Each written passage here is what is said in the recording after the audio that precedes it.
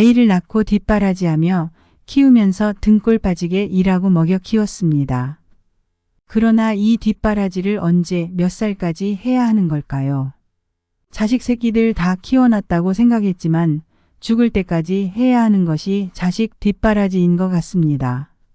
주변에서는 다들 자식에게 너무 퍼주지 마라 버릇 나빠진다. 그럼 노후 자금 다 뺏긴다. 내 노후도 사라진다 하고들 말리지만 정작 본인들 자식들에게는 그러지 못할 것입니다. 자식이 크게 되면 또 손주가 생기고 그 손주를 봐주느라고 또 나의 삶은 사라집니다. 물론 눈에 넣어도 안 아픈 내 새끼, 내 손주이지만 소중한 나 자신도 챙겨야 하지요. 자식들은 어렸을 적엔 부모의 보살핌 속에서 살아가고 다 크면 본인 살기 바빠 부모를 모른 채 합니다. 사실상 모른 채라기보다는 뒷전이지요. 부모의 노후 자금에 대한 생각은 한 번도 해본 적도 없을 것입니다. 어련히 다 알아서 모아놨겠지라고 생각하겠지요. 그래서 다 큰 자식이 오랜만에 집에 놀러 오는 것은 좋지만 자주 놀러 오게 되면 부담스러울 때가 있을 것입니다. 이젠 걱정거리 다 떨쳐버리고 편하게 나만을 위해 생각하고 쉬고 싶은 나이입니다. 그러나 막상 자식 얼굴을 보고 있자면 한없이 약해지는 것이 부모이지요. 오늘은 자식을 보니 잘해주고 싶지만 그런 마음 다 떨어져 버리게 만든 사연 하나를 소개시켜 드리겠습니다. 안녕하세요. 행복한 노후입니다. 영상을 시청하시기 전 구독, 좋아요, 알림 설정 부탁드립니다. 바로 시작합니다. 이씨 할머니는 부유하지 않은 집에서 결혼을 했습니다. 생활고에 늘 시달렸지만 그 사이에 눈에 넣어도 안 아픈 아들 하나를 낳아 내 새끼만큼은 고생 안 시키고 해주고 싶은 거 다 해주고 키워야겠다 다짐했습니다. 젊은 나이임에도 불구하고 안 해본 일이 없었습니다. 주방일에서부터 청소일, 남의 집 파출부일까지 열심히 등골 빠지게 일하였습니다. 그리하여 아들은 구김살 없이 모범적이고 밝은 성격으로 무럭무럭 자라주었지요. 어느덧 그 아들이 훌쩍 커서 성인이 되었습니다. 아들한테 성교육만큼은 확실하게 시켰지만 사귀고 있던 여자친구와 덜컥 아이를 가져버렸지요. 그리하여 아들이 할머니에게 결혼도 하고 아이도 낳아서 내가 책임질 테니 엄마가 집을 해줄 수 있냐고 물었습니다. 이씨 할머니는 많은 고민이 들었습니다. 자식이 밖에 나가서 사고치고 온 것도 문제이지만 할머니에게 자금이라고는 노후를 위해 대비해 두었던 시골집을 처분하고 받은 돈밖에 없었지요.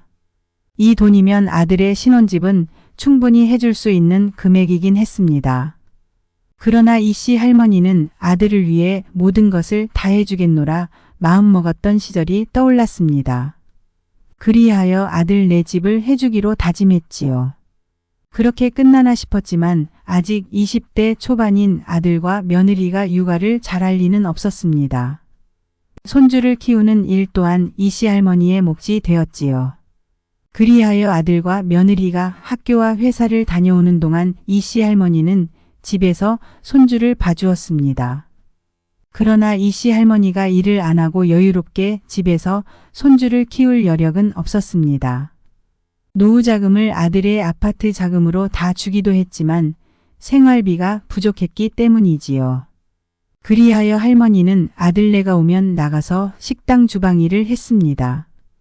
그때의 나이가 50대였습니다.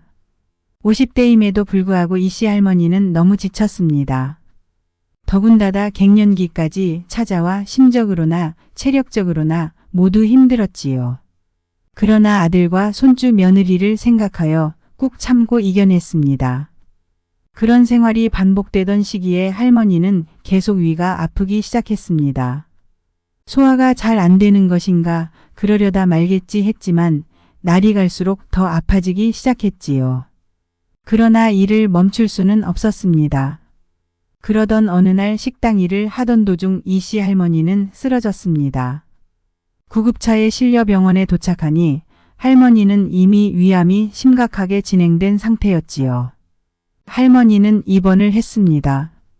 그러나 병원으로 달려온 아들의 처음 말은 이것이었습니다. 엄마가 아프면 우리는 어떻게 해?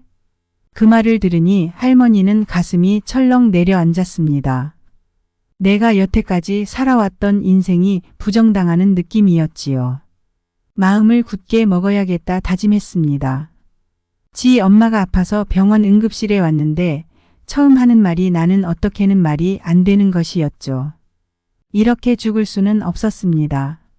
할머니는 열심히 치료할 의사를 밝혔습니다. 나를 위한 인생은 아직 못 살아봤기 때문이었죠. 아들네가 병문안을 와도 반갑지 않았고 아들네한테 심지어 이제 오지 않아도 된다고 했습니다. 그리고는 할머니는 암치료를 하면서 노트에 하나씩 무엇인가를 적어갔습니다. 60이 넘었지만 아직 하고 싶은 것은 너무나 많았습니다. 하고 싶은 것을 하나씩 빼곡하게 적고 나니 노트를 다 사용해버릴 정도였지요.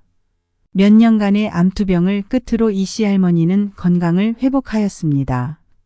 이씨 할머니에게는 두 번째 인생이라고 느껴질 정도였습니다. 제일 먼저 한 일은 아들네를 찾아갔습니다.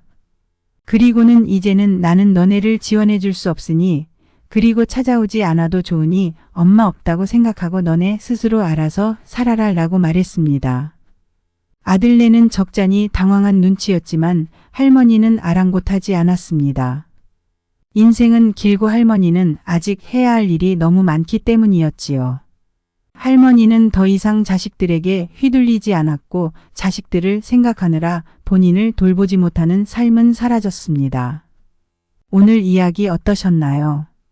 자식에 대한 사랑이던 손주에 대한 사랑이던 일방적이고 맹목적인 사랑은 위험합니다.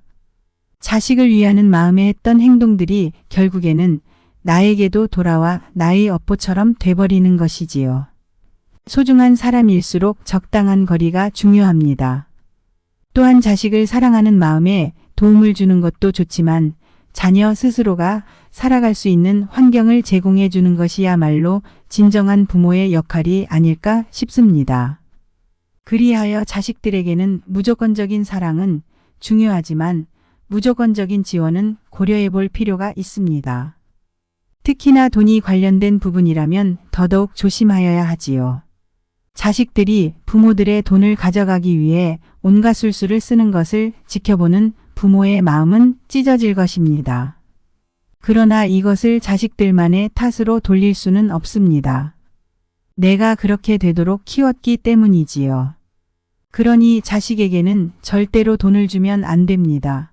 특히나 나의 노후 자금을 꺼내어 주는 것은 자살행위나 다름없지요.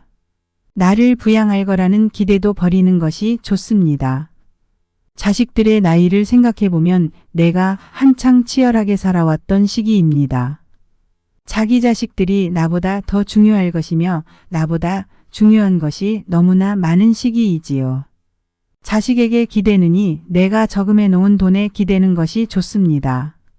그냥 번듯하게 자기 할도리하고 스스로 독립적이게 살 수 있도록 키워놓았으면 부모의 할도리는 다한 것이지요. 이러한 자식들이 많이 없는 것 같지만 요즘 시기에는 더 많습니다. 남보다 못한 가족이 되기 전에 내가 먼저 선을 그어주는 것이 좋습니다. 부디 오늘의 이야기 유념하시어 자식들과 남보다 못한 가족이 되지 않기를 바랍니다.